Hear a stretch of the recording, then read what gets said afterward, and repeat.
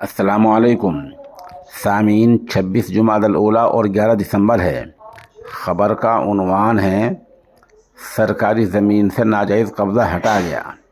دراصل یہ معاملہ مغربی اتر پردیش کے ضلع شاملی کی تحصیل اون کے گاؤں گڑھی عبداللہ خان کا ہے، جہاں ایک جگہ ہے جس کا خسرہ نمبر 1248 ہے۔ اس جگہ پر یہ راستے کی جگہ ہے، یہ سرکاری راستہ ہے۔ اس پر وہیں کے شاہنواز ولد شوکت علی خان نامی شخص نے اور ایک دوسرے آدمی نے ناجائز طریقے سے قبضہ کر کے دکان بنا رکھی تھی۔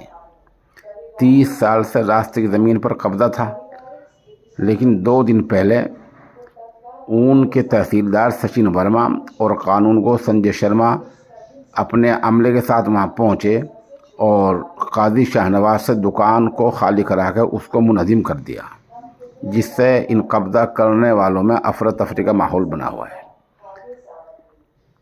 خبر کے لیے وہیں سے مفتی وجاہت صاحب ہمارے رابطے میں ہیں۔ وہ بتا رہے ہیں کہ اب لوگوں کو اس بات کا انتظار ہے کہ فصاحت سے کب دکان خالی ہوگی۔ موقع کی ایک ویڈیو بھی ہمیں مفتی موصوف نے بھیجی ہے۔